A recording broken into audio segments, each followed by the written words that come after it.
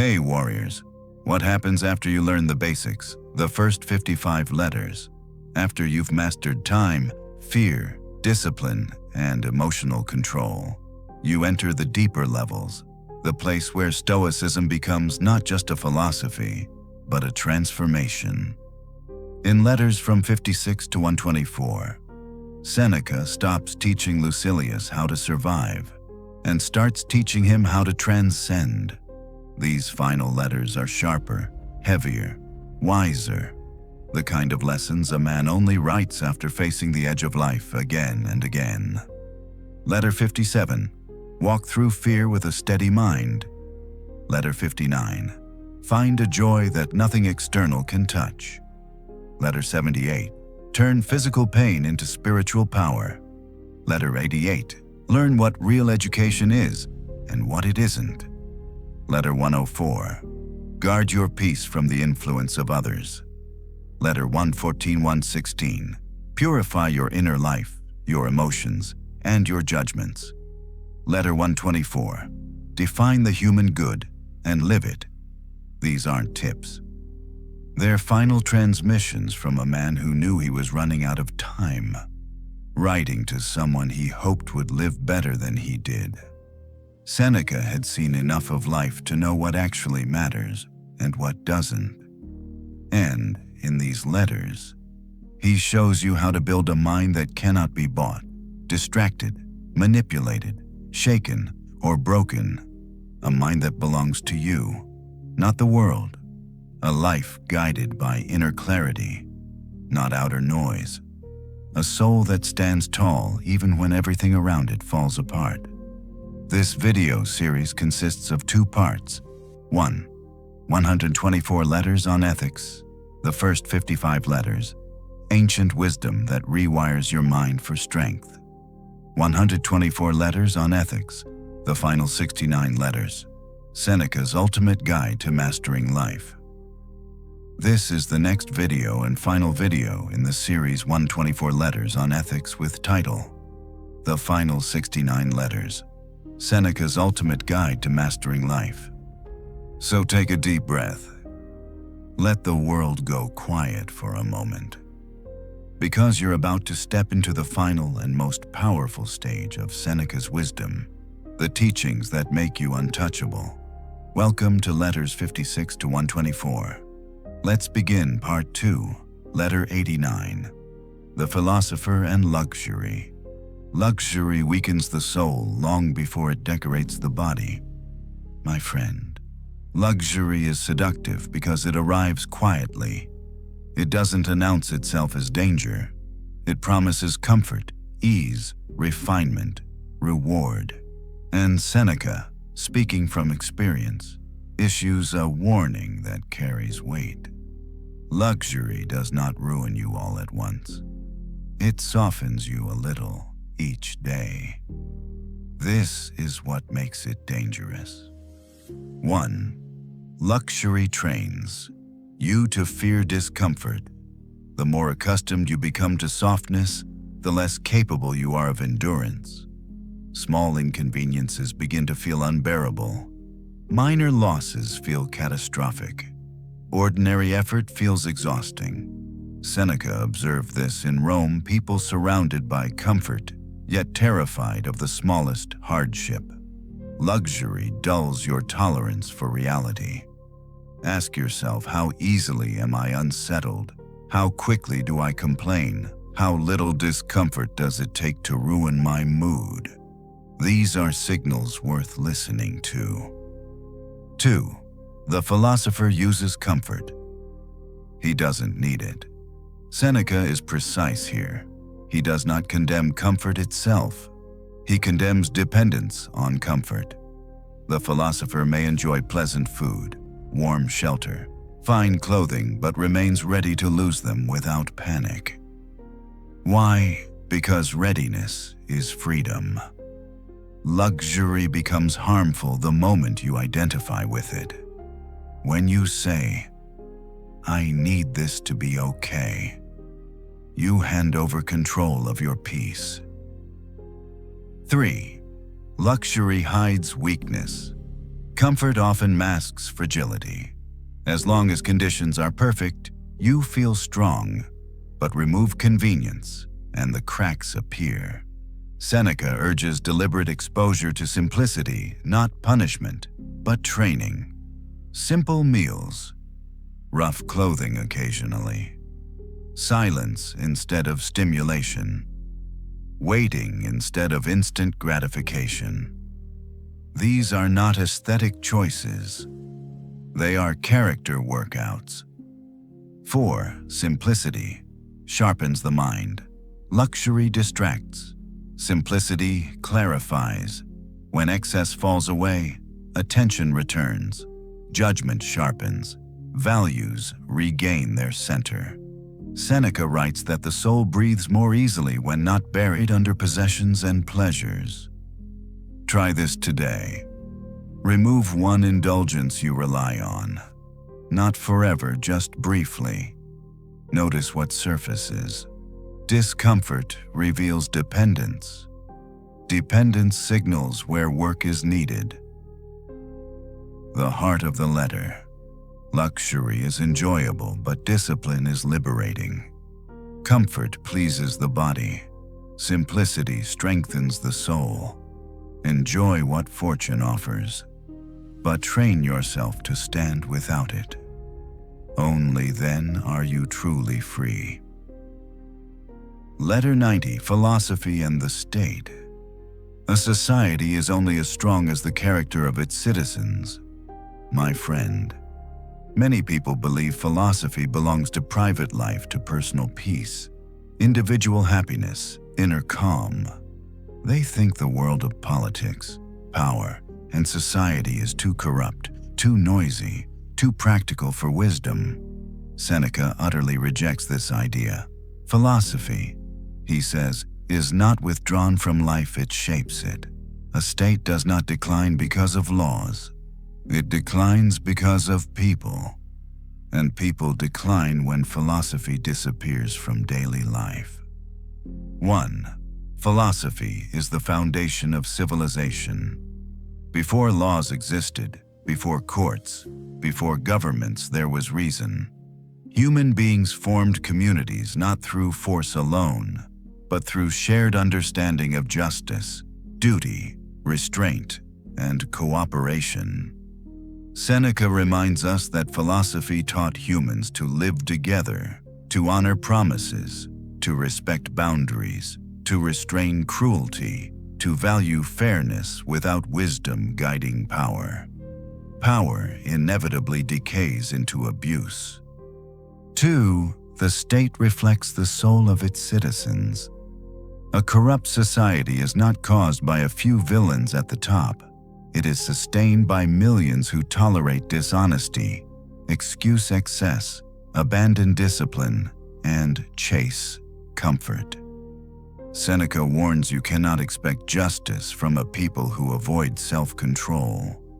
When citizens lose their moral compass, laws become loopholes, institutions weaken, trust collapses. The solution is not rage. It is reform, beginning with the self. 3. Philosophy creates better citizens, not escape artists. Some withdraw from public life claiming moral purity. Seneca challenges them. If wisdom cannot function in society, then it is incomplete. A philosopher should not abandon the state, they should improve it by example. Speak truth calmly. Act justly without spectacle. Remain restrained when others lose control. Be incorruptible when corruption spreads. That is political power of the highest kind. 4. The strongest government is self-government. Seneca insists that no system can save a people unwilling to govern themselves. External laws restrain behavior. Internal laws shape character. The less self-control citizens have, the more authority they demand and fear. Freedom survives only where discipline thrives. The heart of the letter. Philosophy is not opposed to society, it is society's backbone.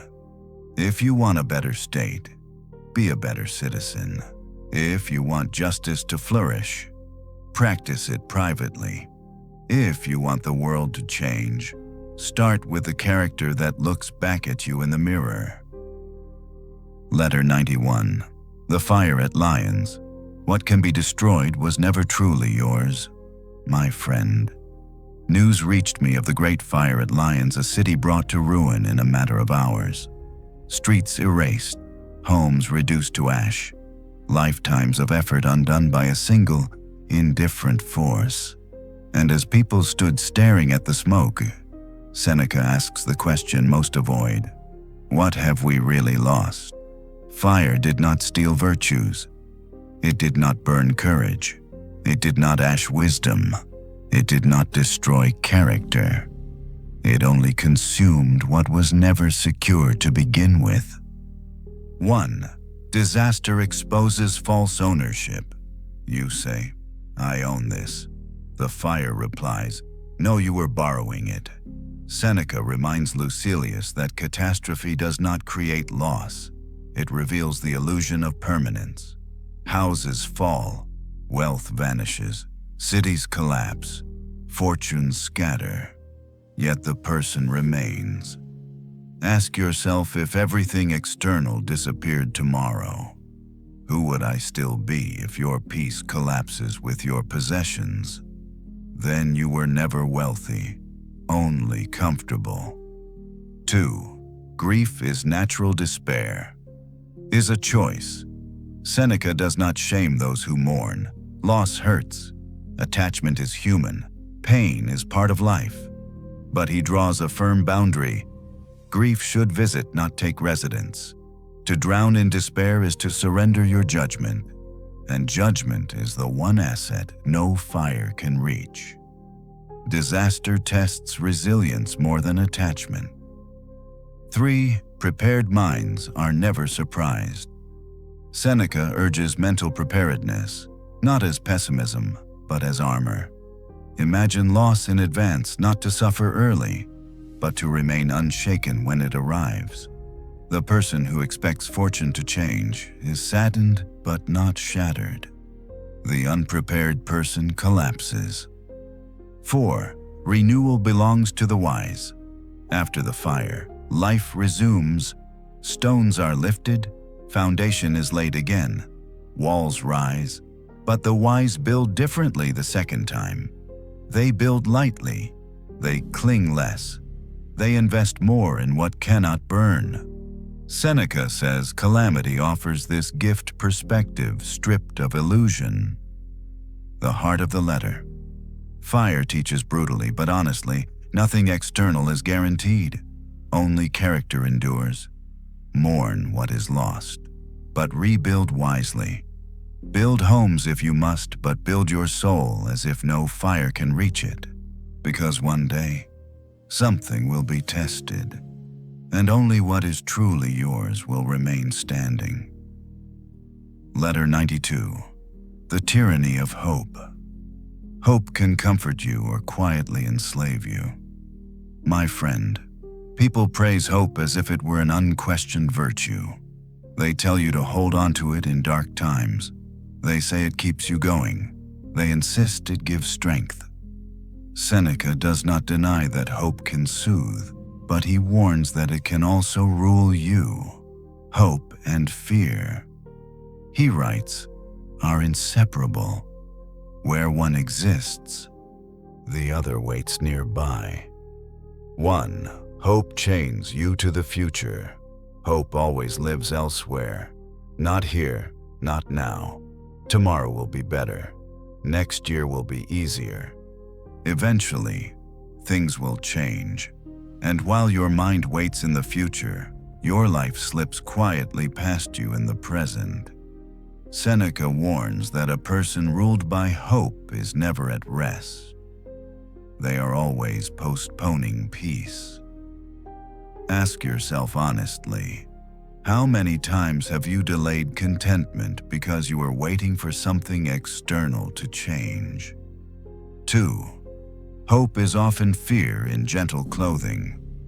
Why do you hope? Because you fear lack, because you fear pain, because you fear loss, because you fear failure. Hope promises relief, but it ties your peace to outcomes you do not control. This is dangerous. You celebrate too early. You despair too easily. You become emotionally reactive to events still uncertain. The mind swings instead of standing still. 3. The wise person does not depend on hope. Seneca offers a radical alternative: replace hope with preparation. Hope says, "It will work out." Wisdom says, "Whatever happens, I am ready." The prepared mind is calm not because it expects favorable outcomes, but because it trusts its ability to respond well. Hope waits. Preparation acts. 4. Living without hope does not mean living without joy. This is the misunderstanding people fear. They imagine a hope-free life as bleak or empty. Seneca insists it is the opposite. When you release hope, you release anxiety. You focus on what you can shape: your character, your choices, your discipline, your values. You stop bargaining with the future and start governing the present. Try this today. When you catch yourself hoping, pause and ask, "What can I control right now?" That question returns power immediately. The heart of the letter. Hope makes you dependent on chance. Preparation makes you free. Do not anchor your peace to promises of tomorrow. Anchor it in your readiness today.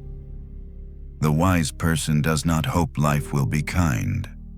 They prepare to meet life, whatever form it takes, with dignity. Letter 93. Dealing with insults. An insult only wounds you if you agree with it. My friend, few things provoke us faster than an insult. A careless remark, a sharp word, a disrespectful tone. The body reacts instantly. The pulse rises. The mind prepares its defense. But Seneca pauses and asks a disarming question. Why does this bother you? Not who said it, not how loudly, not whether it was fair. Why does it reach you? 1. Insults have power. Only when accepted. Seneca reminds Lucilius of a simple truth. Words do not wound the flesh. They wound the judgment. If someone insults you and you laugh, nothing happens. If someone insults you and you protest internally, you suffer. The insult itself was identical. Your response was not. This is why the wise are so difficult to offend. They do not hand strangers the authority to disturb their inner order. Ask yourself, why should someone else's ignorance rule your peace? 2. Consider the source before you react. Seneca advises this test. Would you take advice from this person? If not, why take their criticism? Insults often come from envy, insecurity, ignorance, anger, confusion. None of these are reliable judges. To react emotionally to an insult is to grant it legitimacy it does not deserve. The calm response is not silence out of fear, it is silence out of clarity. 3. Self-knowledge makes insults harmless. If the insult is false, dismiss it. If the insult is true, reflect, not rage. Either way, anger is unnecessary. Seneca writes, "He who knows himself is invulnerable to offense." People are wounded most deeply where they are already unsure. Strengthen self-knowledge, and insults bounce off like rain from stone. 4. Dignity is the strongest response. Shouting proves nothing. Retaliation escalates nothing but chaos. Dignity intimidates without effort. When someone expects anger and receives calm, their power vanishes instantly. Try this practice the next time someone provokes you. Pause and breathe once before responding. That pause is freedom. The heart of the letter. You control whether an insult enters your mind. No one else does. Do not defend your ego, discipline it. Do not chase respect, earn self-respect. The person who cannot be insulted has already conquered one of life's most exhausting battles. Letter 94. Philosophy as medicine. Philosophy does not decorate the soul, it heals it. My friend, people approach philosophy as if it were a form of entertainment, something to read when bored, something to quote when trying to sound wise, something abstract and distant from real life. Seneca rejects this misunderstanding completely. Philosophy, he says, is medicine for the soul. And, like medicine, it is not always pleasant, but it is always meant to cure. 1. The soul suffers more than the body. The body falls ill from time to time. The soul, however, suffers daily, often without being noticed. Fear, anger, greed, envy, regret, restlessness. These are not personality traits. They are conditions. And conditions require treatment.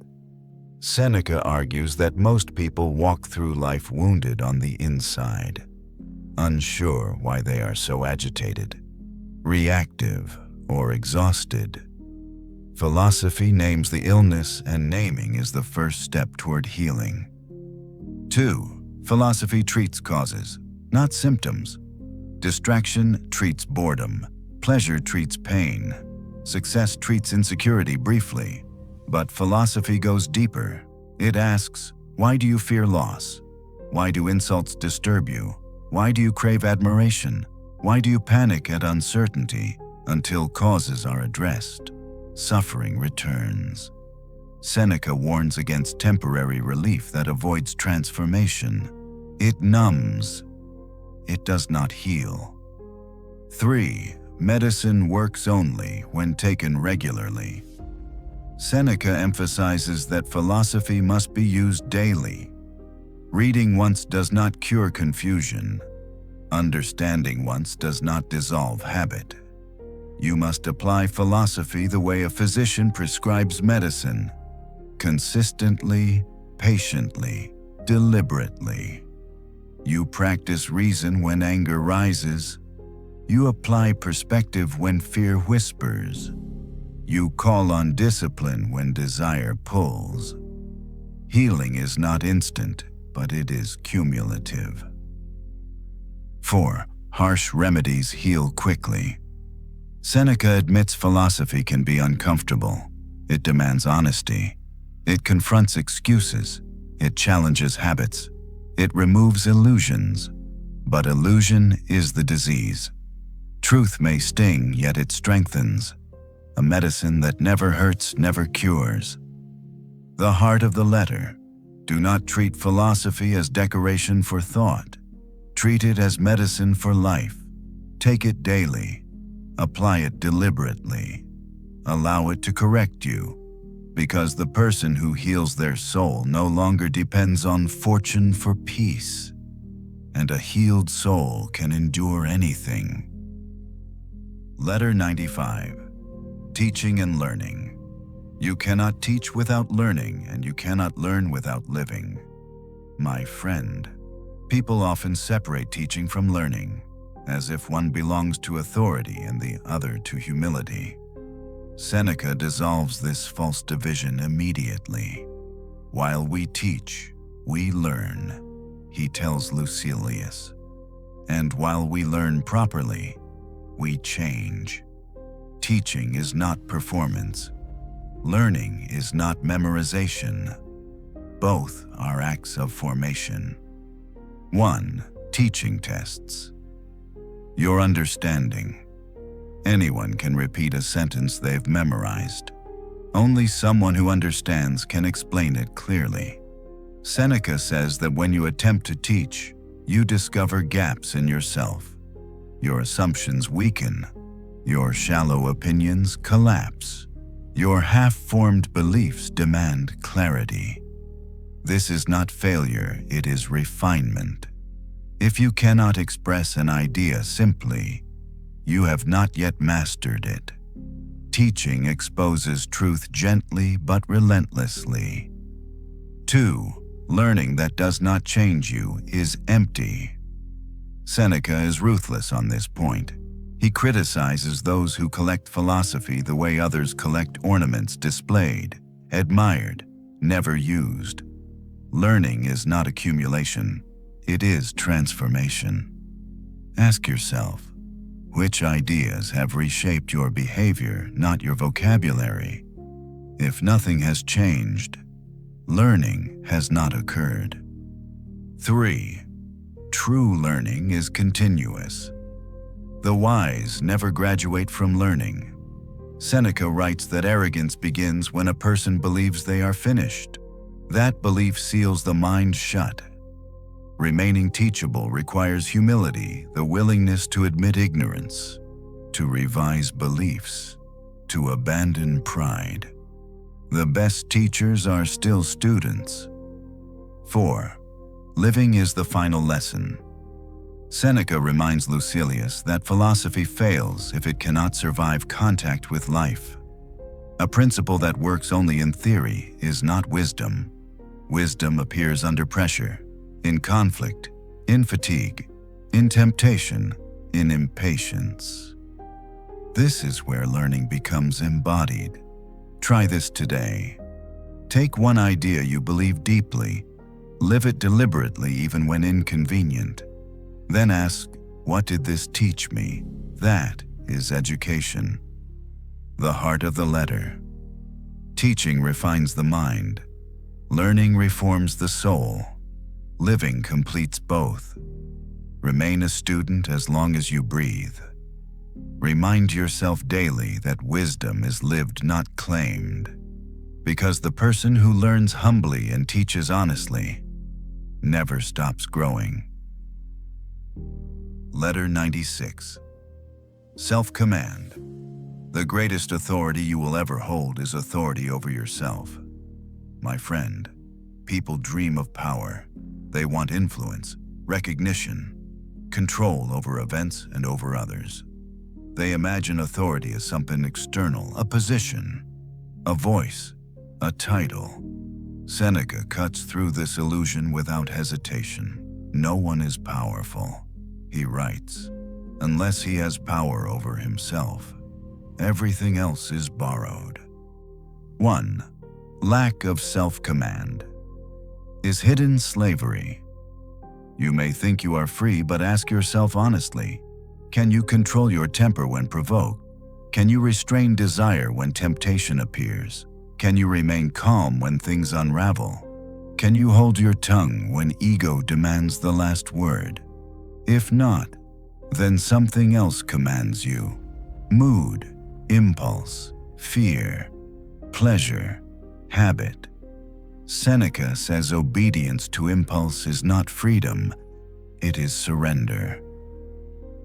2. Self-command is quiet, not dramatic. Self-command does not announce itself. It does not seek attention. It works internally, unnoticed, steady. The person who says no to themselves when no one sees is stronger than the person who conquers cities. Why? Because conquest without self-mastery always collapses. 3. Discipline creates freedom, not restriction. Most people resist discipline because they confuse it with deprivation, but Seneca reframes it entirely. Discipline is the removal of chaos. When you can govern your reactions, decide deliberately, choose reason over impulse, life becomes simpler. Your energy stops leaking everywhere. Your attention sharpens. Your dignity strengthens. 4. Train self-command daily. Seneca emphasizes training over intensity. You don't wait for crisis to practice calm. You practice calm so crisis cannot dominate you. Start small. Pause before reacting. Endure a minor discomfort intentionally. Refuse an unnecessary indulgence. Choose silence over argument. Each act reinforces command. The habit of self-command compounds quietly until one day you realize nothing external can force you to betray yourself. The heart of the letter. Self-command is the root of every virtue. Without it, wisdom collapses. With it, nothing can overthrow you. Master your reactions. Govern your desires. Train your mind. And once you rule yourself, the rest of life falls into its proper scale. Letter 97. The good of others. What you give to others returns to you as character. My friend, people often ask what they deserve from life. Seneca asks a better question. What do you contribute to it? He reminds Lucilius that we do not live as isolated individuals, but as parts of a living whole. Whatever we do for others does not leave us poorer, it shapes us into something stronger. The Stoic does not help others for praise. They help because it is right. 1. You are formed by what you give. Every act leaves a mark not on the world first, but on you. Kindness disciplines the ego. Generosity loosens the grip of greed. Fairness sharpens judgment. Patience strengthens restraint. Seneca says that doing good is not a loss of energy. It is training for the soul. Ask yourself, what kind of person am I becoming through my daily actions? 2. The good is not always loud or public. People imagine doing good as something heroic or dramatic. Seneca rejects this. Quiet honesty, reliable commitments, fair dealing, restraint in power, truth spoken calmly. Most good happens unseen, and that is precisely why it matters. Virtue that needs witnesses is fragile. 3. Helping others strengthens independence. This seems like a paradox, but Seneca explains it clearly. When your sense of worth comes from service rather than comparison, you become immune to envy and resentment. You stop measuring yourself against others and begin measuring yourself by yourself. The person who contributes does not beg life for meaning, they create it. 4. Do good without calculation. Seneca warns against keeping accounts of kindness. The moment you expect repayment, the act ceases to be virtuous. Do what is right, release it, move forward. The return comes quietly as peace, steadiness, self-respect. The heart of the letter. Do good not to change the world, but to keep your soul aligned with what is right. You do not help others by accident. You help them by choice. And every such choice makes you stronger. Letter 98. On losing a friend. Grief is the cost of love. Pay it with dignity. My friend, there is no pain quite like losing a friend, not because death is shocking we expect it, but because affection makes us forget, if only briefly, that loss is inevitable. Seneca writes to Lucilius with tenderness here, not detachment. He does not deny grief. He does not command coldness. He teaches measure. 1. Grief is natural, despair is optional. Seneca makes something very clear: to feel pain at the loss of a friend is human. To drown in it is a surrender of reason. Tears may come, sadness may linger, memory may ache. None of this is weakness, but grief must not consume your life, because your friend would not wish to be the cause of your ruin. Ask yourself, would my friend want my life diminished because theirs ended? Love honors the dead by continuing well. 2. Every friendship is on loan from nature. Seneca reminds us that nothing in life is owned, not wealth, not health, not status, not even people. Friendship is a gift precious precisely because it is temporary. When you accept this truth early, loss hurts, but it does not destroy. The person who expects permanence where none exists suffers twice, once in fear, once in loss. 3. Remember without clinging. Seneca encourages memory without attachment. Recall shared laughter. Recall wisdom exchanged. Recall kindness received. But do not chain yourself to regret that more time was not given. Time is never promised. Gratitude purifies grief. 4. Carry forward what they gave you. A friend does not disappear completely when they die. Their influence remains in your character, in your choices, in the way you speak and act. Seneca says this is the highest form of remembrance, to live differently because they lived. Try this. Ask what quality your friend embodied best. Then practice it deliberately. That is how absence becomes presence. The heart of the letter. Grief proves love existed. Wisdom ensures grief does not rule. Mourn sincerely. Remember gratefully. Live nobly. Because nothing honors a lost friend more than a life they would still admire. Letter 99. Spiritual exercise. The mind must be trained every day, or it weakens without notice. My friend, people understand the need to train the body. They accept repetition, discipline, routine. They know strength fades without effort. But when it comes to the mind, they expect stability to appear on its own. Seneca warns Lucilius against this illusion. The soul, he says, requires daily exercise, not occasionally, not when life collapses. Every day. 1. Philosophy is practice, not theory. Reading alone does little. Listening inspires briefly. Understanding satisfies the intellect, but exercise transforms character. Seneca insists that wisdom must be practiced the way soldiers drill until it becomes instinct. Ask yourself, what mental habits am I training daily, knowingly or unknowingly? Because whatever you repeat becomes your reflex. 2. Spiritual exercise strengthens resistance. Life pressures you constantly. Temptation, fear, anger, grief, pride, distraction. Without preparation, you react. With preparation, you respond. Seneca recommends rehearsing adversity in imagination. Loss before it arrives. Insult before it stings.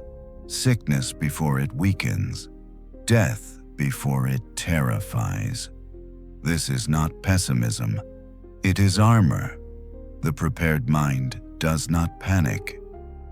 3. Exercise creates emotional control. Most people are governed by emotion. They feel first, act second, regret later. Seneca teaches the reverse: pause, judge, act deliberately. This control does not appear during crisis. It is built beforehand. Small exercises matter. Delaying gratification. Remaining silent instead of reacting. Enduring discomfort without complaint. Examining actions nightly.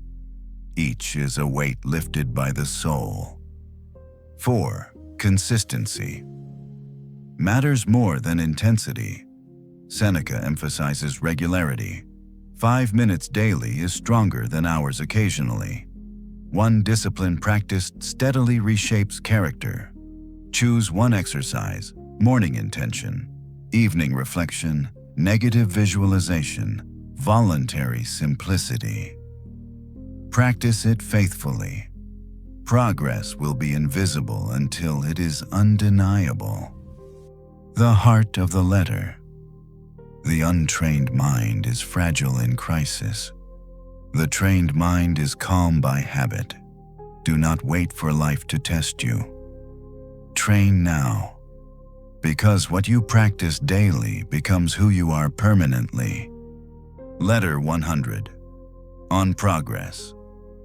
Progress is not obvious while it is happening, but undeniable once it has happened. My friend, most people abandon growth too early because they cannot see it. They expect signs. They want proof. They hope for a clear moment when improvement announces itself. Seneca warns Lucilius that this expectation is the enemy of progress. Growth, he writes, is felt only by those who stop too soon. Those who persist discover it later. 1. Progress is quiet by nature. You do not feel wiser each morning. You do not wake up suddenly disciplined. You do not notice strength growing day by day. Progress whispers. Regression shouts. Seneca explains that advancement shows itself indirectly. Calmer reactions, fewer regrets, shorter emotional storms, faster recovery from mistakes. Ask yourself not, am I perfect, but do I recover faster than I used to? That is progress. 2. Comparing yourself erases evidence of growth. Seneca strongly discourages comparison. When you measure yourself against others, you lose sight of your own path. There will always be someone ahead. There will always be someone behind. The only meaningful comparison is with your former self. Would yesterday's version of you handle today's challenge better or worse? Answer honestly. 3. Progress includes falling differently. Seneca offers a comforting truth. The wise still stumble. The advanced still err. The disciplined still falter. The difference is not absence of failure, but mastery of recovery. Progress means falling without despair, correcting without shame, continuing without drama. Failure becomes instruction. 4. Trust the process. You cannot see. Seneca urges Lucilius to keep going even when nothing seems to change. Just as illness heals invisibly before strength returns, so the soul aligns quietly before stability appears. Daily effort accumulates beneath the surface. What matters is consistency, not emotion. The heart of the letter. Progress is not felt, it is revealed over time. Trust the discipline. Stay consistent. Ignore impatience. One day, you will look backward and realize the person who once struggled no longer exists. Letter 101. Wisdom's quiet power. True power does not announce itself, it steadies everything it touches. My friend, people admire loud strength. They notice dominance, aggression, dramatic displays of confidence. They mistake noise for power and force for authority. Seneca invites Lucilius to observe something subtler and far stronger. Wisdom does not push. It holds. Its power is quiet, but unmistakable. 1. Wisdom does not need to prove itself. The wise person does not argue constantly. They do not rush to correct everyone. They do not demand recognition. Why? Because insecurity needs an audience. Wisdom does not. When you are grounded internally, you no longer feel compelled to win every exchange.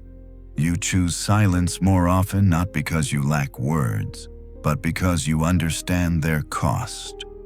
Quiet authority unsettles those who depend on noise. 2. Steadiness is the mark of real strength. Seneca says wisdom manifests as composure, not numbness, not indifference, but balance. When others panic, the wise pause. When others rush, the wise wait. When others react, the wise respond. This steadiness calms situations automatically. People feel it before they understand it. A stable mind stabilizes its surroundings. 3. Wisdom influences without force. Seneca points out that the deepest influence happens unintentionally. People imitate calm. They match patience. They soften in the presence of someone who cannot be shaken. This is power without domination, leadership without coercion. The wise do not command respect. They make disrespect feel awkward. 4. Quiet power comes from inner alignment. Wisdom's strength comes from coherence. Thoughts match actions. Values guide decisions. Principles remain consistent under pressure. There is no inner civil war, and therefore no outward chaos. Try this today. Notice where you feel the urge to assert yourself. Pause. Ask, is this necessary? If it isn't, let calm speak instead. The heart of the letter. The strongest force in human life is not intensity.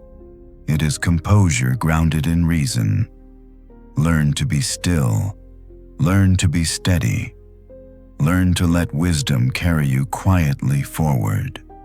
Because the person who masterfully holds themselves together can hold everything else in proper proportion. Letter 102. Ethics and Daily Life. Philosophy is worthless if it does not guide how you live. My friend, many people treat ethics as theory, something discussed in books, debated in classrooms, admired from a distance. They speak well. They quote often. They understand principles clearly, and yet nothing changes. Seneca is direct with Lucilius. Ethics must stand in the street, not only in the study. If philosophy does not shape your ordinary actions, it has failed its purpose. 1. Daily life is the real test of ethics. Ethics is not proven in grand moments. It is proven in small ones. How you speak when annoyed, how you act when no one is watching, how you handle power, money, impatience, fatigue. Seneca reminds us that virtue is not an idea, it is a habit. You don't become ethical by agreeing with principles. You become ethical by practicing them until they define your behavior. Ask yourself, where do my daily actions contradict what I claim to value? That question is uncomfortable and essential. 2. Wisdom must be practical or it is useless. Seneca criticizes those who collect moral ideas but never apply them. Knowledge that does not lead to action only sharpens arrogance. It inflates the ego without strengthening character. He insists, if your philosophy cannot guide you when you are tired, angry, tempted, or afraid, it is incomplete. True ethics prepares you for the most common challenges, not rare heroic moments. 3. Small decisions shape moral character. You do not become virtuous all at once. You become virtuous one decision at a time. Each daily choice trains the soul, telling the truth instead of exaggerating, exercising restraint instead of indulging, choosing fairness instead of convenience. These moments feel insignificant, but they build the moral foundation you stand on in crises. 4. Ethics reduce regret. Seneca points out a hidden benefit of ethical living: peace. When actions align with values, regret diminishes. The mind stops replaying conversations. Sleep comes easier. Self-respect grows. Ethics simplify life. The heart of the letter. Philosophy must live where you live, or it is merely decoration. do not admire wisdom. Practice it. Let ethics guide your words, your decisions, your habits. Because a life lived with integrity needs no explanation and fears no examination. Letter 103. The wise person's freedom. Freedom is not escape from duty, it is mastery of desire. My friend, people speak endlessly about freedom.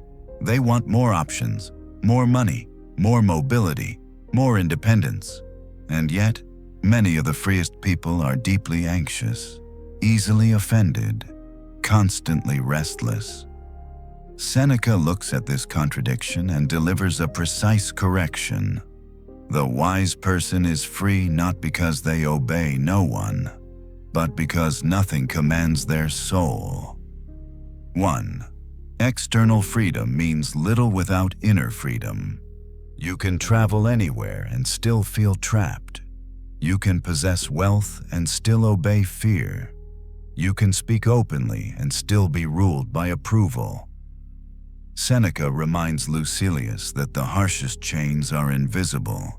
Desire that cannot wait, anger that erupts instantly, fear that dictates decisions, ambition that never rests. These are not circumstances. They are internal tyrants. True freedom begins the moment they are restrained. 2. The wise person chooses, not reacts.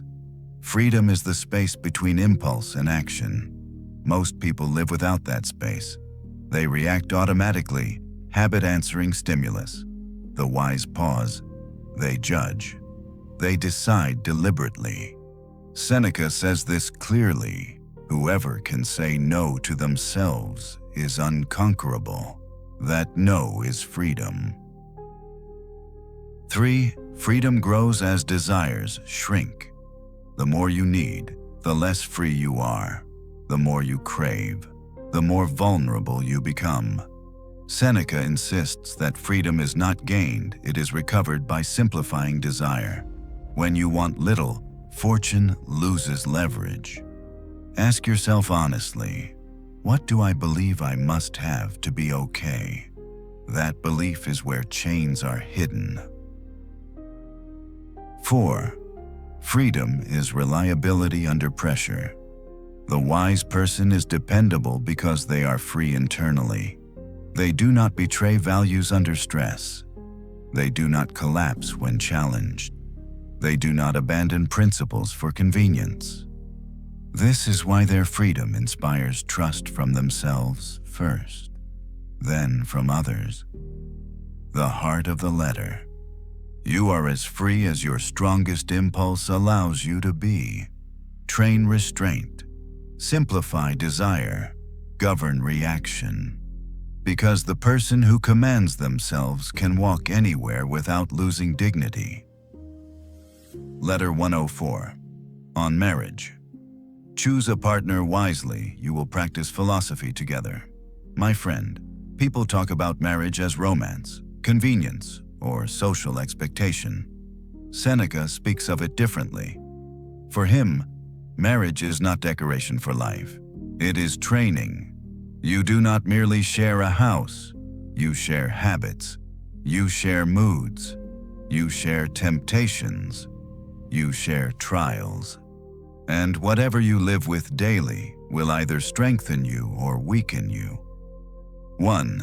Marriage reveals character. Seneca reminds Lucilius that marriage strips away pretenses faster than any tribunal.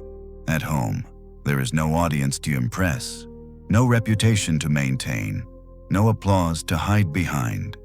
Impatience appears, ego surfaces, selfishness reveals itself. This is not failure. This is opportunity. Marriage, Seneca argues, shows you where philosophy is still missing in your life. 2. A good marriage is built on shared values. Love alone is not sufficient.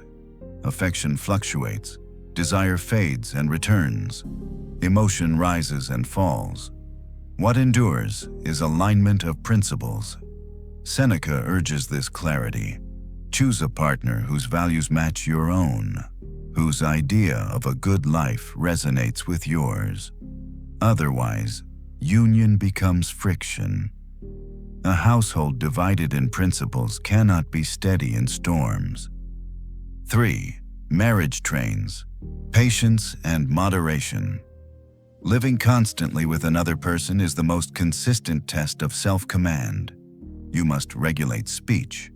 You must regulate reactions. You must regulate expectations. Seneca views this not as burden, but advantage. Few settings offer as many opportunities to practice patience, fairness, generosity, and restraint.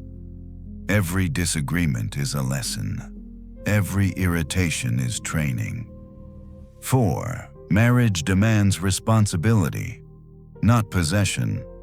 Seneca strongly rejects control. Your spouse is not property. They are a companion, not an instrument. Authority becomes destructive when it forgets respect. A good marriage increases freedom by creating mutual support, not dominance. The heart of the letter marriage does not replace the need for wisdom, it magnifies it. Choose carefully, live justly. Practice philosophy at home first, because the household you build will either stabilize your character or unravel it quietly. Letter 105. Facing sorrow. Sorrow tests the soul. Wisdom decides how deeply it wounds. My friend, sorrow arrives without invitation. No one escapes it. Loss finds every life eventually. Pain makes no exception. Seneca does not promise a life without sorrow. He promises something harder and more useful. You can face sorrow without being broken by it. 1. Sorrow is natural, not shameful. Seneca begins with honesty. Grief is human. Tears are human. Pain is human. Denying sorrow is not strength, it is avoidance. But wisdom draws a boundary. Feel sorrow. Do not become it. The soul is allowed to bend, not collapse. 2. What hurts is not the event, but the judgment. Seneca repeats a theme he never abandons. Events wound the body. Judgments wound the mind. Loss hurts, but despair is added afterward. Why must this happen? Why now? Why me? These questions deepen suffering without changing reality. The wise person asks different questions. What remains? What is still mine? What response would honor my values? 3. Sorrow reveals inner resources. Seneca insists that sorrow exposes strength you did not know you possessed. Pain clarifies priorities. Grief strips illusions. Loss separates what matters from what never did. A life without sorrow remains untested. A life that endures sorrow wisely becomes unshakable. 4. Do not prolong pain by resistance. Many people resist sorrow, replay it, rehearse it, feed it with memory and imagination. Seneca warns, pain ends, fixation prolongs it. Let sorrow run its course. Do not rehearse it endlessly. Do not build identity around grief. Life continues not as betrayal, but as necessity. The heart of the letter. Feel sorrow honestly. Release it deliberately. Do not let it rule. The wise do not deny pain. They refuse to compound it. And in doing so, they prove that character can stand even when joy cannot. Letter 106. Spiritual training. Character is not given. It is trained, my friend. People treat virtue as if it were a personality trait. Something you either have or lack. Something assigned at birth. Seneca refuses this idea completely. He tells Lucilius, with steady conviction, The soul must be trained daily, deliberately, relentlessly. No one drifts into wisdom. No one stumbles into strength. Everything noble is built. 1. The mind is shaped by practice. You already train your mind, just not intentionally. Every reaction rehearsed becomes quicker. Every excuse repeated becomes easier. Every indulgence justified becomes stronger. Seneca warns that neglect trains you just as effectively as discipline, only in the wrong direction. Ask yourself, what habits am I training without realizing it? Because habit becomes character. 2. Training requires resistance. There is no training without discomfort. Muscles grow through strain. The mind grows the same way. Seneca encourages voluntary difficulty, occasional simplicity, deliberate restraint, patient silence, enduring boredom consciously, not punishment, preparation. Pleasure weakens when unchecked. Struggle strengthens when chosen. 3. Philosophy is not read, it is rehearsed. Seneca criticizes passive consumption of wisdom. Reading without application creates cleverness, not virtue. You must rehearse philosophy in real situations. Practice patience while irritated. Practice courage while afraid. Practice restraint while tempted. Training cannot wait for ideal conditions. It happens under pressure. 4. The results appear quietly. Spiritual training is subtle. Others may not notice the changes. You may not notice them immediately either. But one day, something that once controlled you no longer does. And that is victory. The heart of the letter.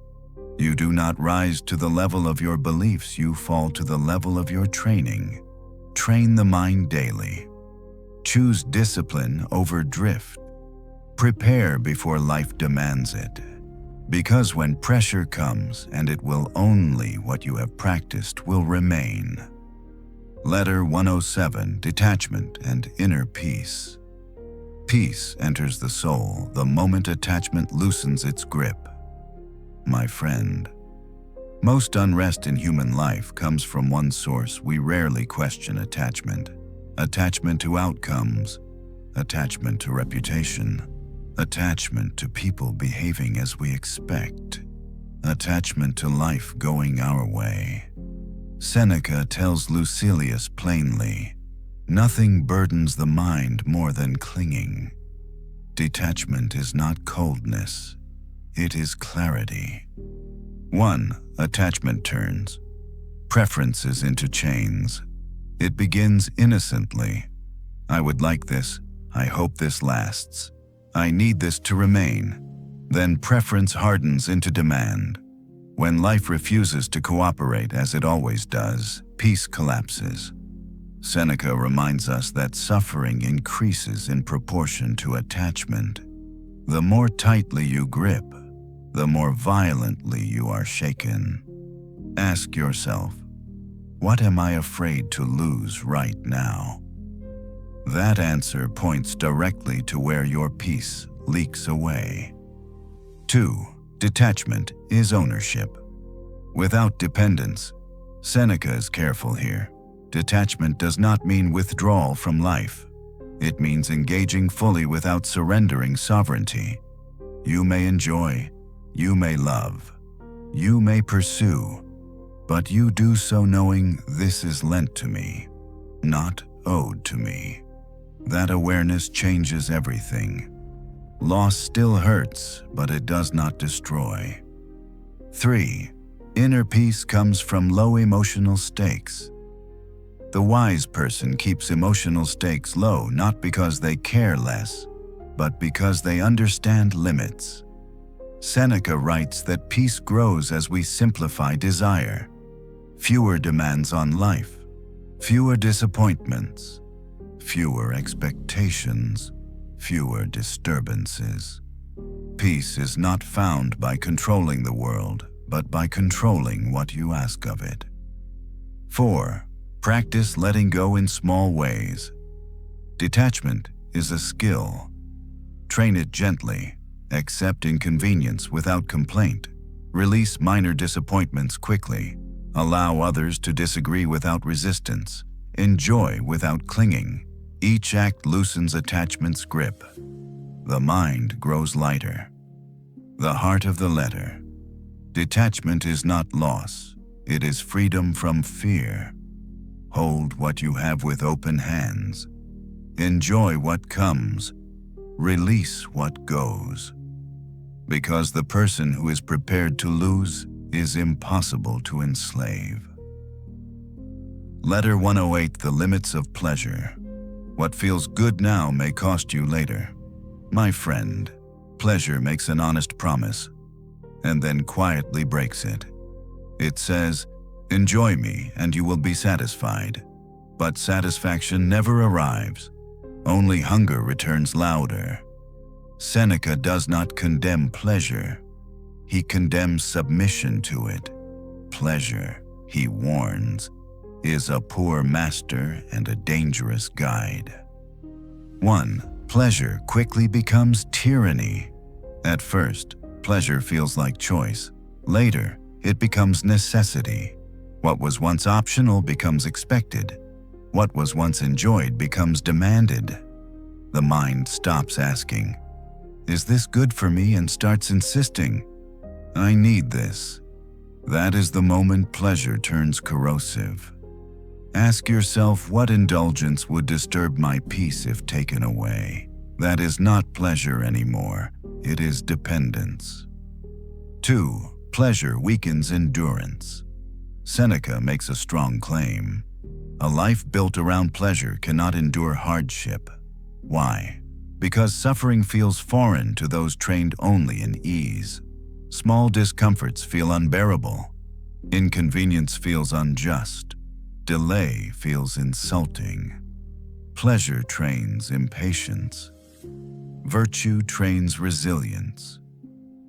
3. Pleasure distracts from higher goods. Pleasure occupies attention. While it's chaste, you neglect discipline. You neglect growth. You neglect character. Seneca notes that many people abandon meaningful progress not from failure, but from comfort. They stop striving because nothing hurts enough to demand change. 4. True pleasure is the absence of regret. Seneca offers a redefinition. The best pleasure is not intensity. It is tranquility, a calm sleep, a clean conscience, a controlled appetite, a steady mind. These pleasures do not exhaust themselves. Try this today.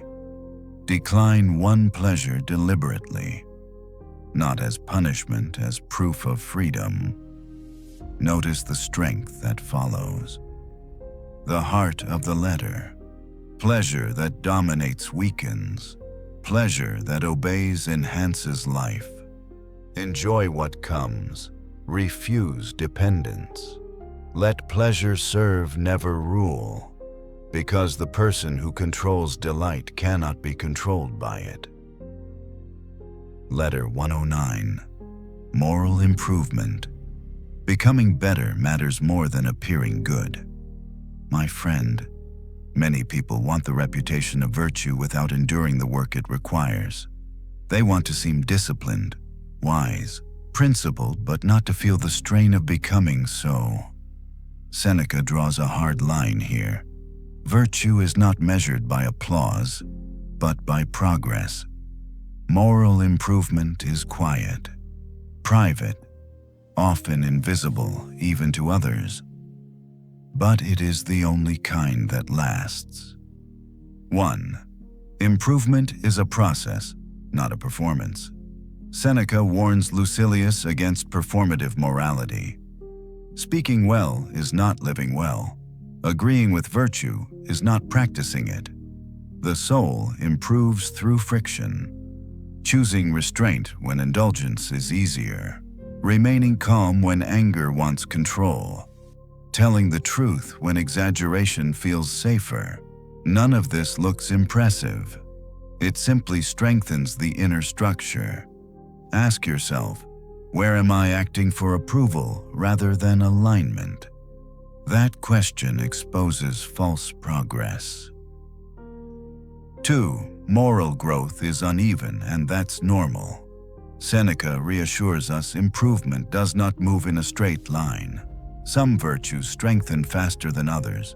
Some flaws linger stubbornly. Some habits soften slowly.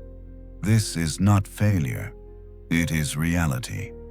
The danger is not imperfection. It is discouragement.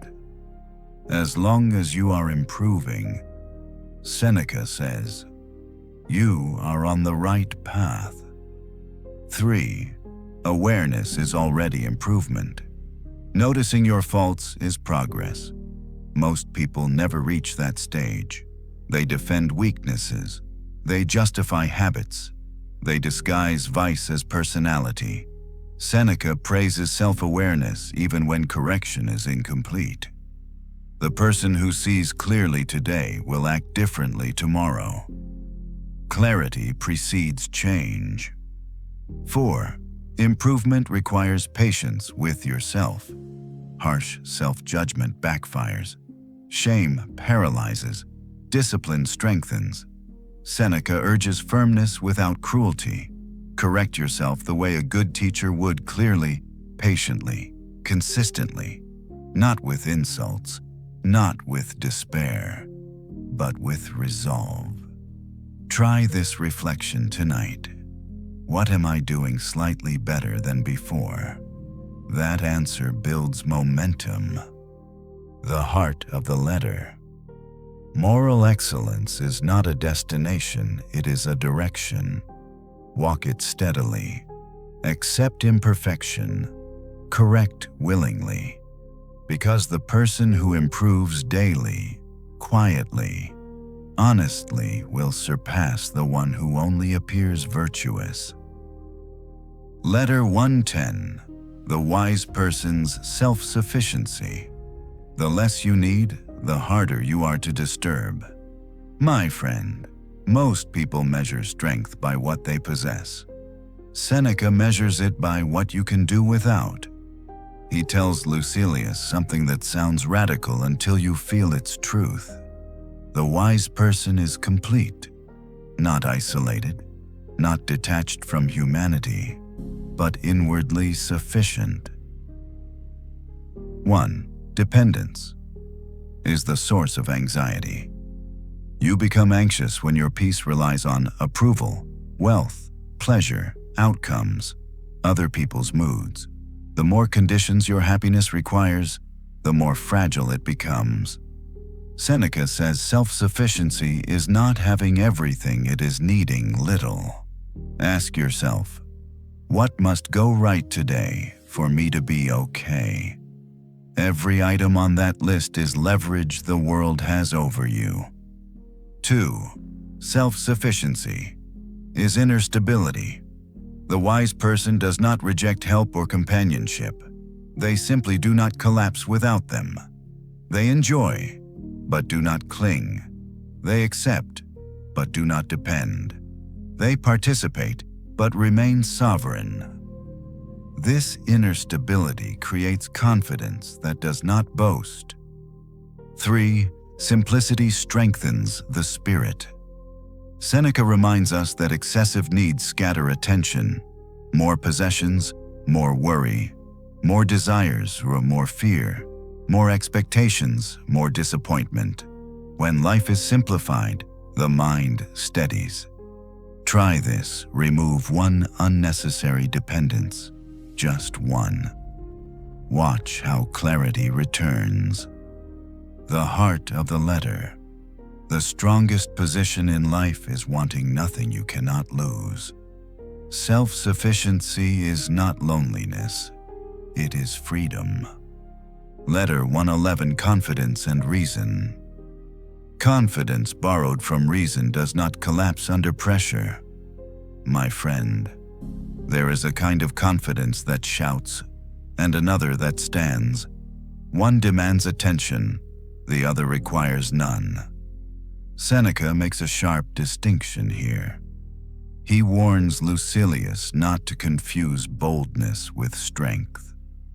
True confidence, he says, comes from understanding, not from noise. 1. False confidence is fragile. The loudest confidence is usually the weakest. It needs agreement. It needs validation. It needs victory in every argument. Once challenged, it turns defensive or hostile because it is not grounded in truth.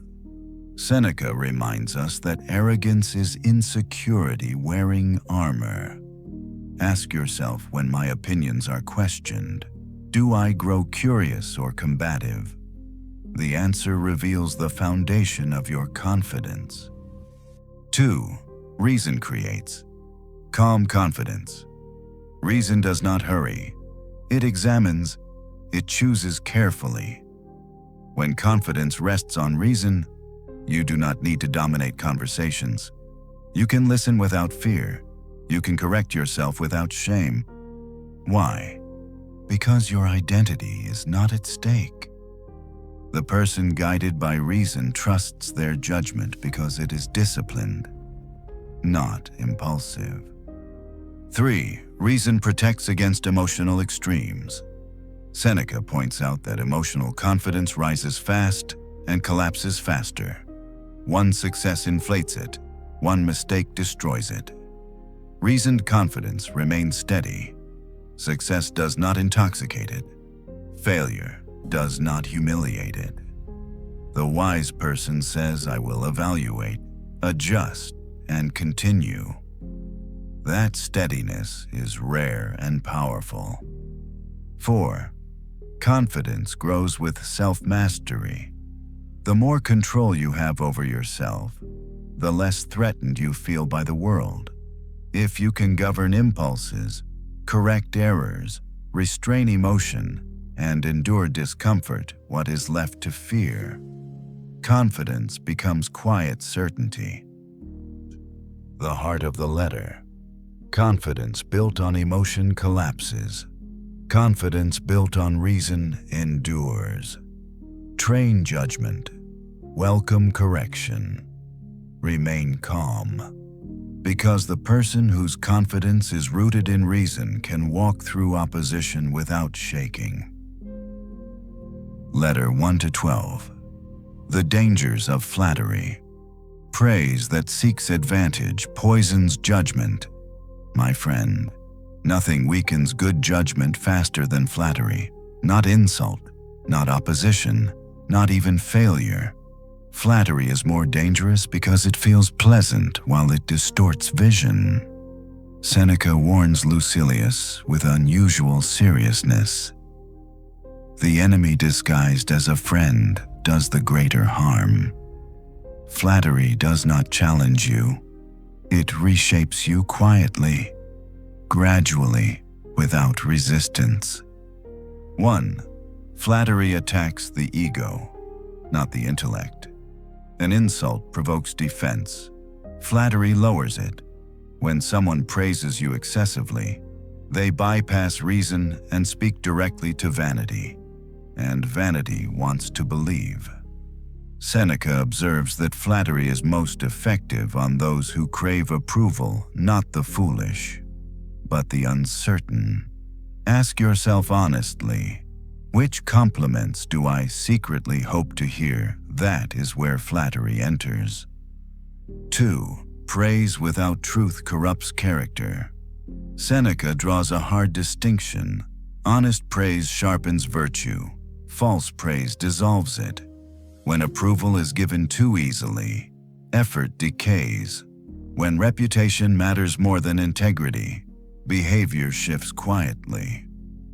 The person praised for appearance begins to live for appearances.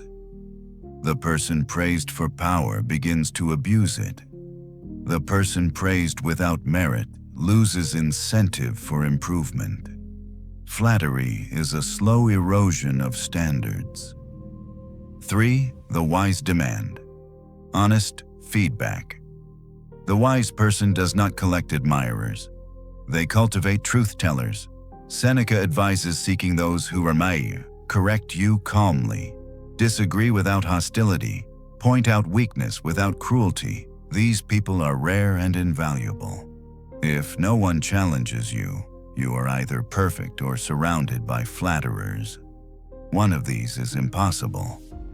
4. Learn to distrust. Praise. This does not mean rejecting all compliments, but examining them. Is this praise earned? Is it specific? Does it point to effort rather than ego? Praise that strengthens discipline is helpful. Praise that feeds complacency is not. When praised, Seneca recommends silently asking, "Would this still be true if my position were gone?" That question restores clarity. The heart of the letter. Flattery blinds without pain. Truth corrects with discomfort and saves you. Choose honesty over admiration, correction over applause, reality over appearance, because the person who resists flattery retains the one thing flattery destroys: judgment. Letter 113. Self-respect. The greatest safeguard of a good life is respect for yourself. My friend, people chase respect from every direction except the one that matters most. They want to be seen, admired, validated, approved. Seneca turns Lucilius back inward and reminds him of a hard, clarifying truth. If you hold yourself in contempt, no one else's approval can save you. Self-respect is not arrogance. It is not pride. It is alignment between what you believe is right and how you live. 1. Self-respect begins with standards. You cannot respect yourself without standards, and standards are meaningless unless they restrain you when it is inconvenient. Seneca warns that many people set moral rules for others but grant themselves constant exceptions. That is the fastest way to erode self-respect. Ask yourself honestly, where do I excuse myself for what I would condemn in another? Each exception weakens the inner structure. 2. No applause can replace self-approval. Public praise is unstable. It rises and disappears. It shifts with mood, trend, advantage. Self-respect is durable. The person who can quietly approve of their own behavior sleeps calmly even when misunderstood. Seneca insists that inner approval is the only applause that matters when the lights go out. If you lie awake replaying conversations, rethinking compromises, regretting silence where courage was required, self-respect has been wounded. 3. Integrity creates emotional stability. Self-respect simplifies life.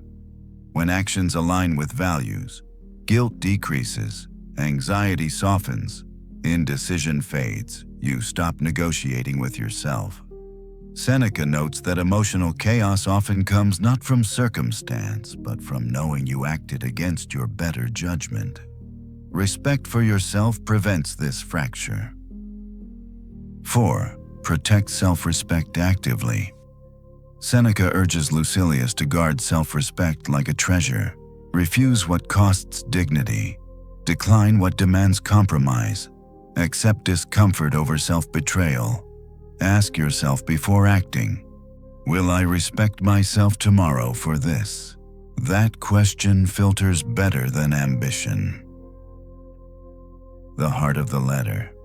Self-respect is the foundation beneath every virtue. Lose it, and nothing else holds. Protect it, and life steadies. Live so you can stand alone with your thoughts and feel no need to look away. Letter 114. Honor and integrity. Honor is what remains when no one is watching. My friend, people speak easily about honor. They attach it to titles, victories, ancestry, reputation. They mistake appearance for substance. Seneca strips the illusion away. Honor, he tells Lucilius, does not come from what others think of you, but from what you refuse to do. Integrity is not loud. It does not announce itself. It survives even when recognition disappears. 1. Reputation is external, integrity is internal. Reputation depends on others. Integrity depends on you. Reputation shifts with rumor. Integrity remains steady under pressure. Seneca warns that chasing reputation leads to compromise. Defending integrity leads to peace. Ask yourself, if no one would ever know what I chose, would I still choose the same? That question separates honor from performance. 2. Integrity requires coherence. Integrity means your actions match your values consistently, not when convenient, not when easy, but when the cost is real. Seneca points out that most moral failures happen quietly. Small lies, slight exaggerations, passive approvals, silent betrayals. Individually, they seem harmless. Together, they hollow character. Integrity closes these cracks early. 3. Honor is choosing the harder right. The honorable path often costs more. It may cost comfort. It may cost popularity. It may cost advantage. Seneca does not promise reward, he promises self-respect. The person who chooses rightly without applause carries a calm no success can buy. 4. Guard your inner judge.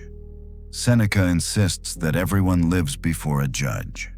The question is whether that judge lives inside you or outside you. If approval governs you, integrity erodes. If conscience governs you, honor consolidates. Train yourself to answer inwardly first. The heart of the letter. Honor is not granted, it is practiced. Integrity is not claimed, it is chosen daily. Live in such a way that secrecy does not frighten you and exposure does not tempt you.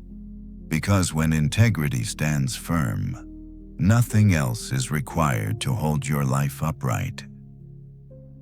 Letter 115. On accepting fate. What you resist controls you.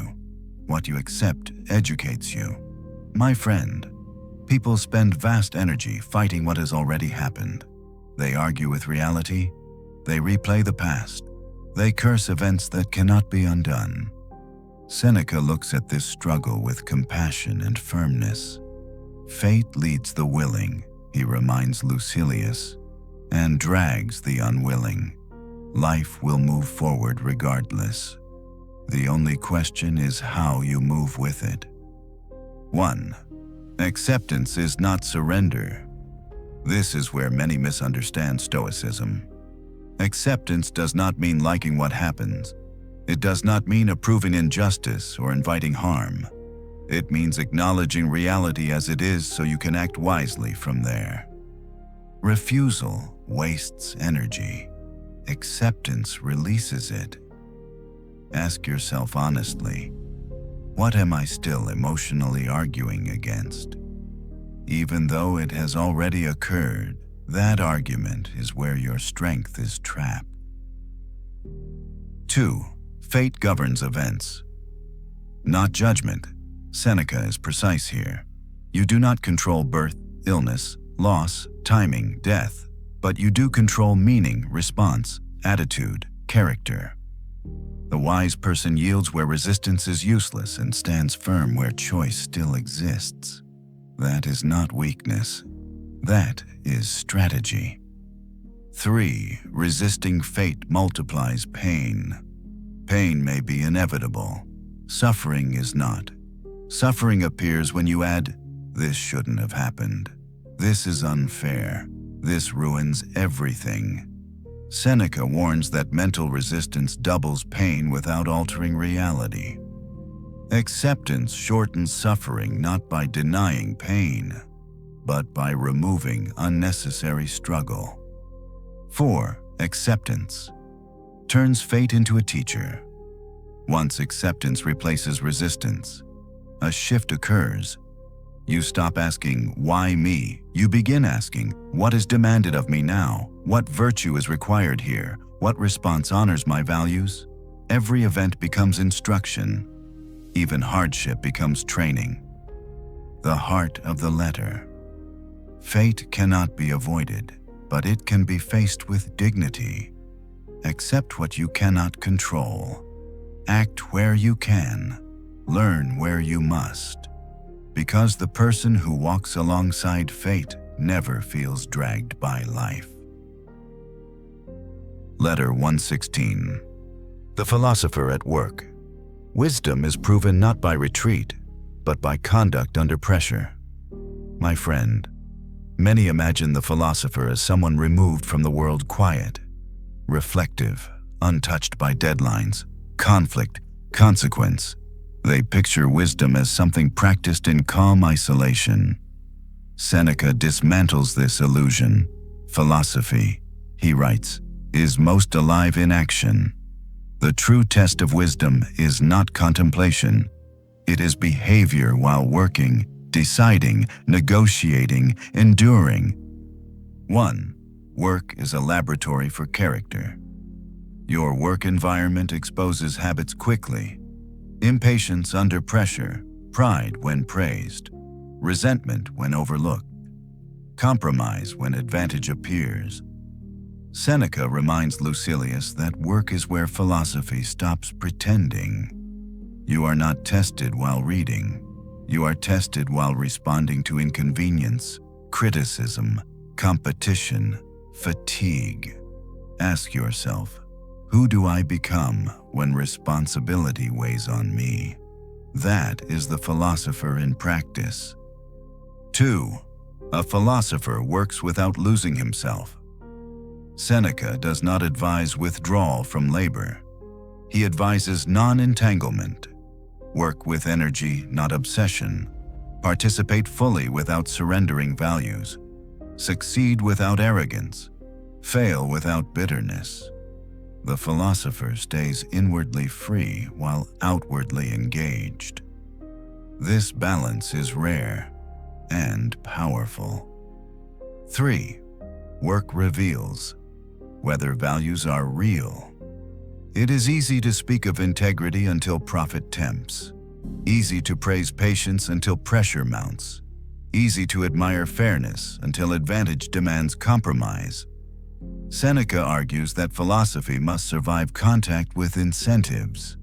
You either carry your values into work or work reshapes your values quietly. One of these always happens. 4. Excellence without corruption is the goal. Seneca insists on a high standard. Work well, be competent, be reliable, but do not sacrifice character for advancement. External success without inner control is failure wearing decoration. Ask before acting, does this strengthen or erode who I am becoming? That question protects integrity under pressure. The heart of the letter. Wisdom is not proven in silence, it is proven in responsibility. Work is not an obstacle to philosophy, it is its arena. Live so that when pressure arrives, your values do not retreat. Because the philosopher at work is wisdom made visible. Letter 117, Facing Old Age. Age is not a decline, it is a revelation. My friend, people fear old age long before it arrives. They imagine weakness, irrelevance, loss of pleasure. They cling to youth as if time could be negotiated with. Seneca refuses this fear. Old age, he tells Lucilius, is not a burden unless you carry it badly. Age does not ruin a life, it exposes it. 1. Age reveals what was always there.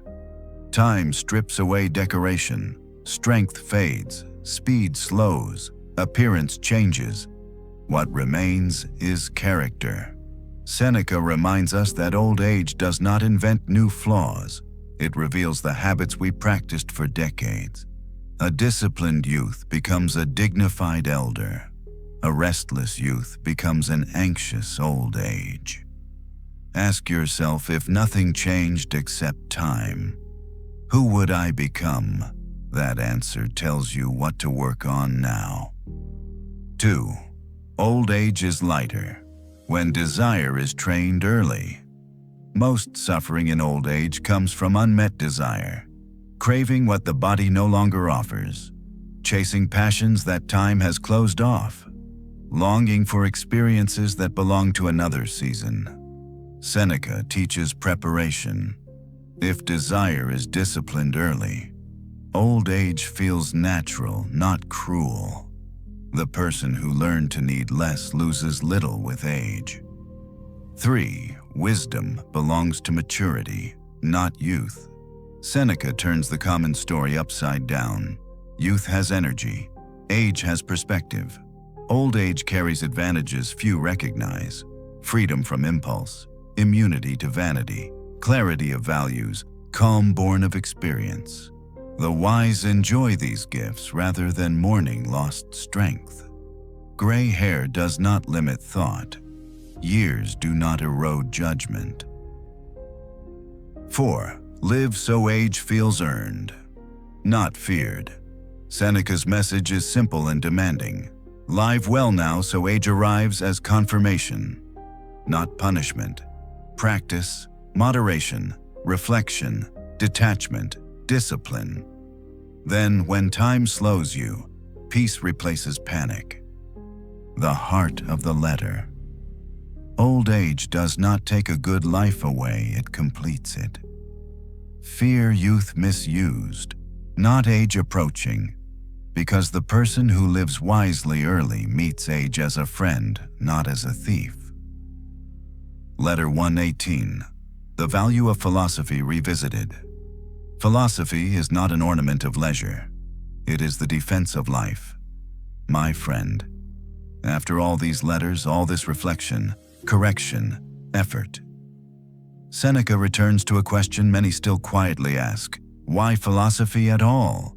Why discipline yourself? Why resist pleasure? Why govern desire? Why examine your days while others drift without concern? Seneca answers without hesitation, because philosophy prepares you to live and to lose without breaking. 1. Philosophy protects you where fortune cannot. Money can be stolen, health can fail, reputation can collapse, friends can be lost, power evaporates. Philosophy stands where none of these reach. It does not promise success. It promises stability.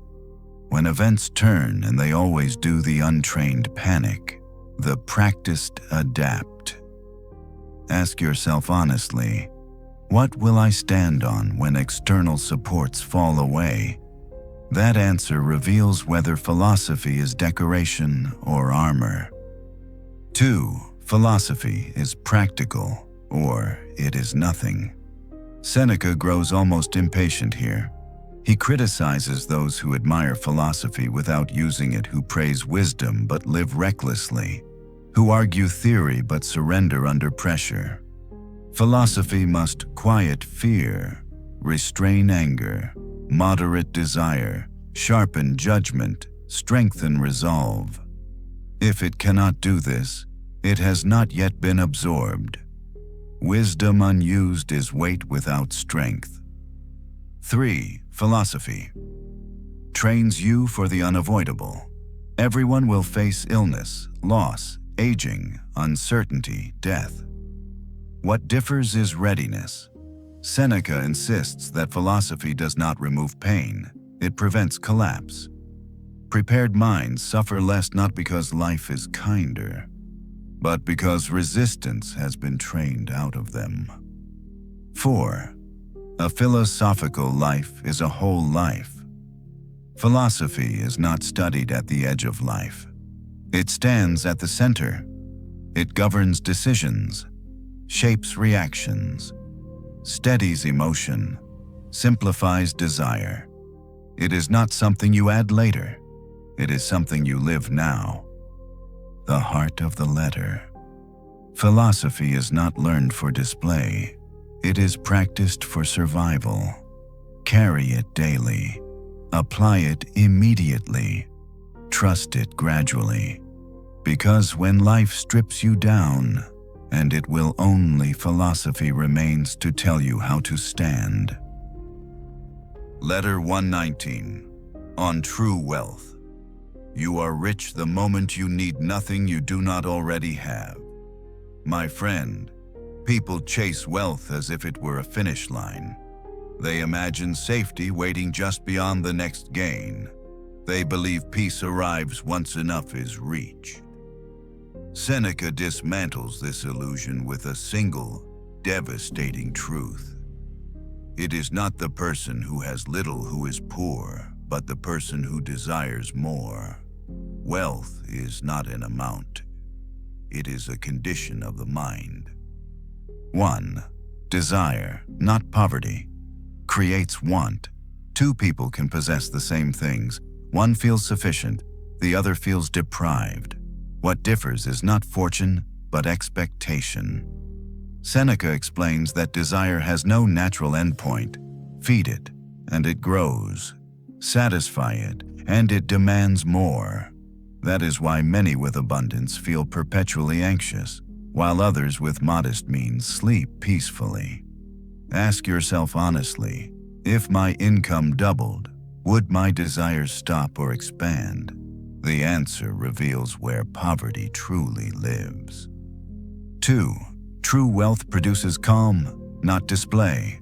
False wealth seeks visibility. It wants confirmation, envy, status. True wealth seeks nothing. It appears as a steady mind, contentment with simplicity, freedom from comparison, ability to endure loss without panic. Seneca says the rich person is recognized not by possessions but by composure. You can always tell who owns their wealth and who is owned by it. 3. Wealth that requires fear is already a loss. If wealth causes anxiety, it has already failed. Fear of losing it, fear of maintaining it, fear of not having enough. Seneca argues that riches which disturb the mind are liabilities disguised as assets. True wealth cannot be taken because it does not live outside you. 4. Train yourself to need little. Seneca offers a practice, not a theory. Occasionally live as if you had less. Simplify intentionally. Refuse unnecessary excess, not as punishment, but as proof of independence. When you discover you can live well with little, you gain an unshakable confidence. No market crash can touch it. No loss can erase it. The heart of the letter. Wealth is peace with what you have. Poverty is obsession with what you lack. Choose sufficiency over accumulation. Freedom over glitter. Because the truly wealthy person walks through life unafraid of loss, already complete. Letter 120. On mutual aid, we are strongest when we recognize that we belong to one another. My friend, human beings like to imagine themselves as independent, self-made, self-sufficient, isolated in their success or failure. Seneca quietly dismantles this illusion. Nature, he reminds Lucilius, did not make us solitary. She made us for one another. 1. Mutual aid is not charity. It is nature. People often see helping others as generosity, something optional, something extra. Seneca sees it differently. To assist one another is not going beyond duty, it is duty. Just as the hand helps the foot, just as the eyes guide the body, humans exist as parts of a whole. When you help another, you are not lowering yourself, you are functioning properly.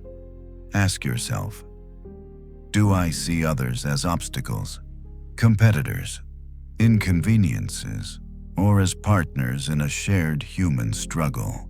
Your answer reveals how aligned you are with nature. 2. Self-interest and the common good are not opposites. Seneca makes a subtle but powerful point.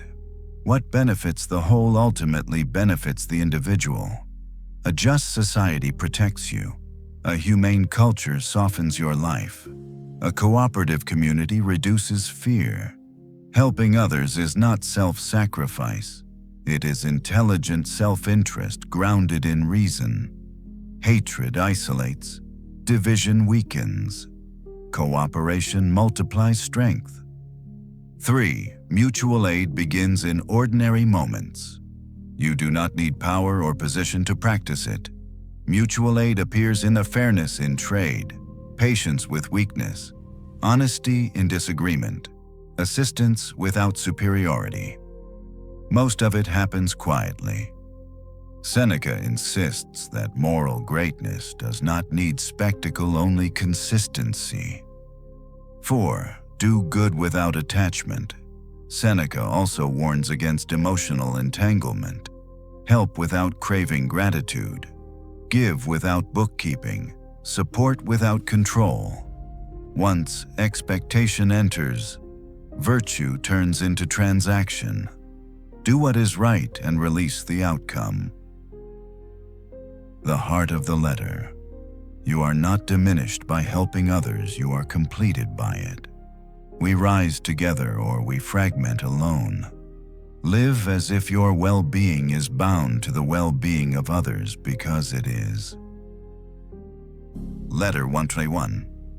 The brevity of life. Life is not short, we are careless with it. My friend, people complain endlessly that life is brief, that time slips away, that years vanish too quickly. Seneca offers a sharper diagnosis. It is not that life is short, it is that we waste much of it. Time does not run from us. We abandon it. 1. Time is lost in small pieces. No one throws their life away all at once. It disappears in fragments. Hours spent distracted. Days surrendered to resentment. Years postponed by indecision. Seneca warns that the greatest theft of time comes from living for what is non-essential. Ask yourself honestly, where does my attention go each day without my consent? That is where life is leaking. 2. Most people live as if they are immortal. They delay, they postpone, they assume later will be available. Later rarely arrives as planned. Seneca reminds Lucilius that awareness of mortality is not morbid, it is clarifying. When you remember time is limited, you choose carefully, you forgive faster, you waste less. 3. The present is the only time you own.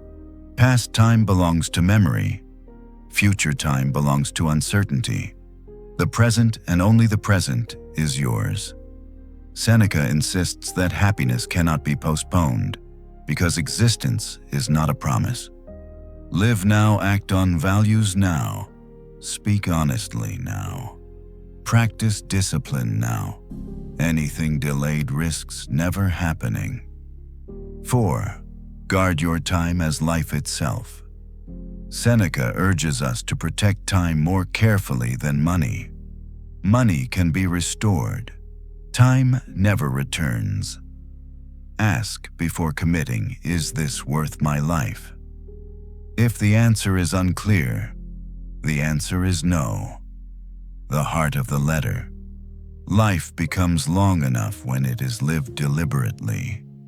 Waste nothing essential. Delay nothing virtuous. Because the wise person does not complain about time passing, they fill it. Letter 122. Reason and instinct. What feels natural is not always what is best. My friend, people often justify their actions by saying, it felt right. It was instinct. It was natural. Seneca urges caution. Nature gave us impulses. he tells Lucilius, but reason to govern them. Instinct initiates, reason decides.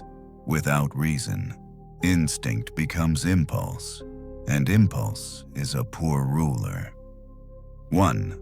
Instinct is fast, not wise. Instinct reacts immediately. It seeks comfort. It avoids pain. It defends ego without asking questions. This was useful when survival depended on speed. It is disastrous when life requires judgment.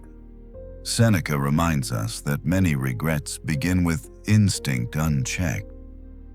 Ask yourself how many past mistakes felt right in the moment. Feeling is not authority. 2. Reason is nature's highest gift. Reason is not opposed to nature. It is nature perfected. Animals follow instinct alone. Humans were given something more. Reason allows pause before reaction, evaluation before decision, restraint before action. Seneca insists this capacity is what makes ethics possible. To ignore reason is not to be natural, it is to be unfinished. 3. Instinct should report, not command. Seneca offers balance, not suppression. Instinct provides information, hunger, fear, attraction, anger. Reason decides what to do with it. Anger may signal injustice. Fear may signal danger. Desire may signal preference. But obeying them blindly destroys freedom. The wise listen, then judge.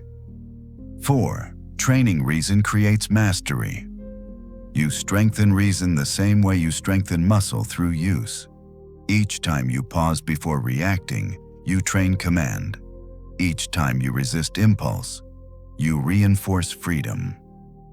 Try this today. Notice the first instinct you feel. Then wait 3 breaths before acting.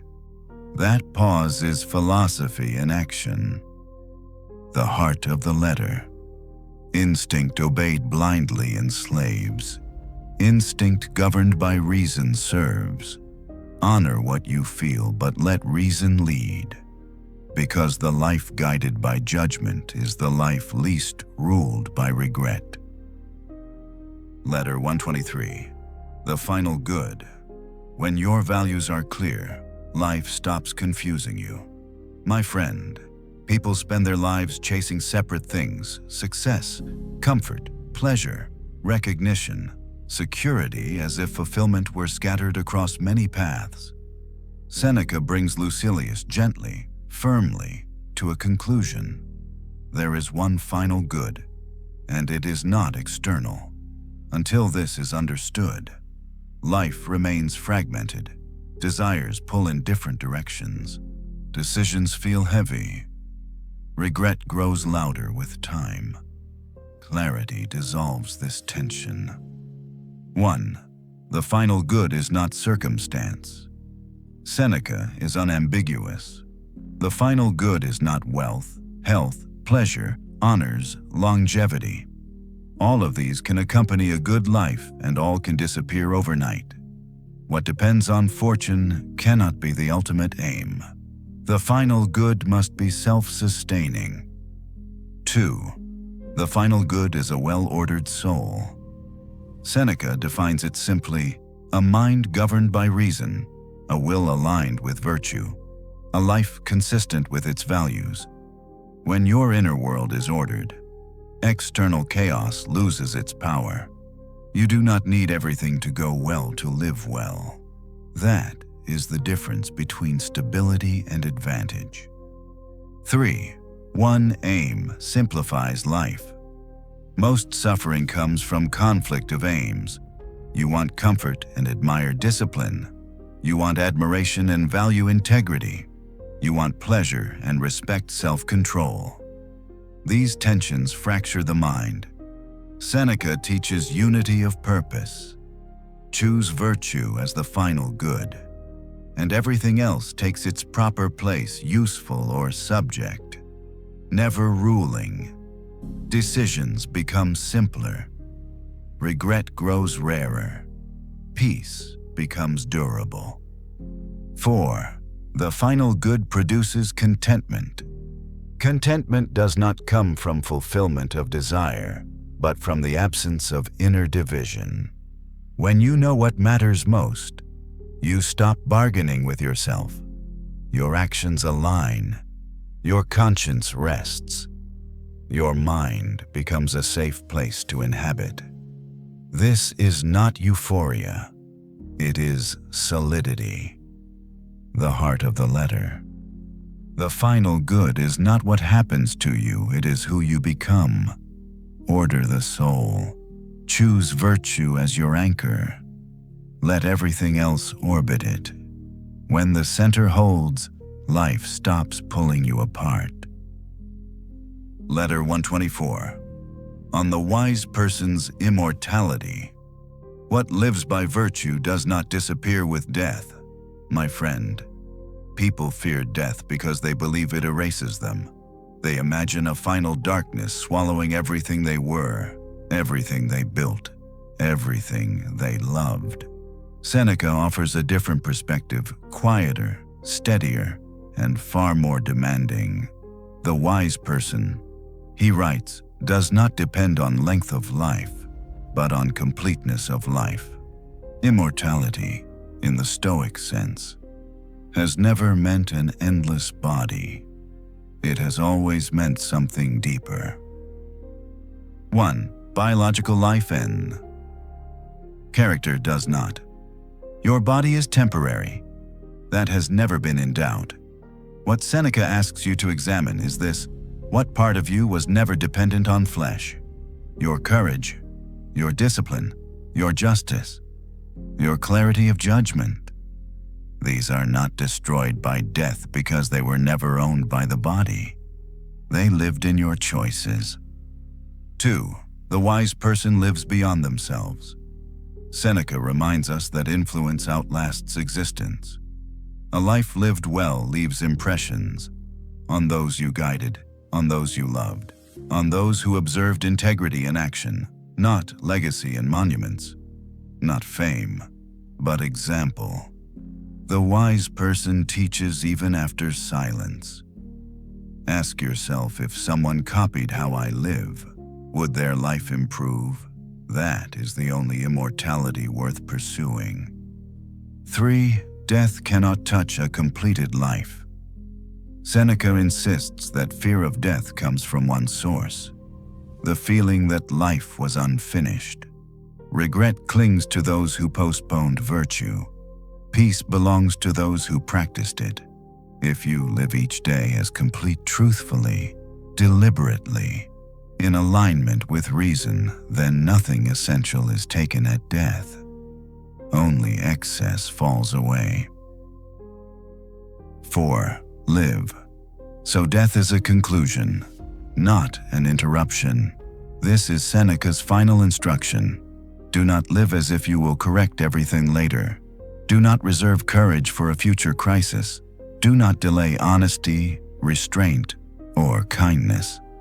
Live now in such a way that life feels whole at any moment. Then when death comes, it does not rob you. It simply ends the story properly told. The heart of the letter. The wise person is immortal because they do not anchor themselves to what must perish. They live through virtue. They endure through example. They remain through influence. And when the body rests, nothing essential has been lost. Take a moment. Sit with the silence, because you've just traveled through the final lessons of a man who spent his entire life studying the mind, testing himself, failing, rising again, and eventually handing us the last pages of his wisdom. These weren't casual letters. They were the final messages from someone who knew time was running out and wanted every word to count. If you made it this far, it means something. It means you're searching for clarity, for strength, for something real in a world full of noise. It means you want to build a mind that can carry you through anything, loss, fear, pressure, judgment, change.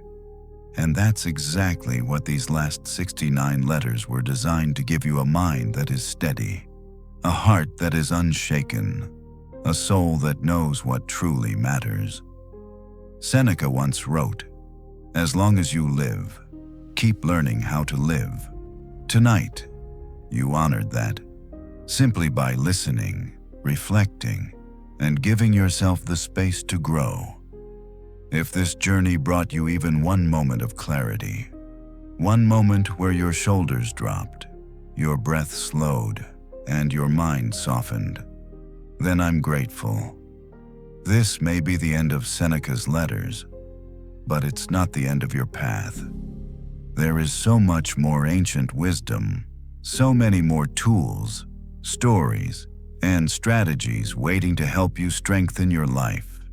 If you want to walk further with me, you're welcome here. Subscribe to the channel. If not, thank you for sharing this moment.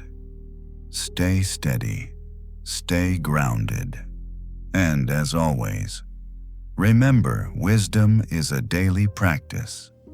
I'll see you soon. Good night. Sweet dreams.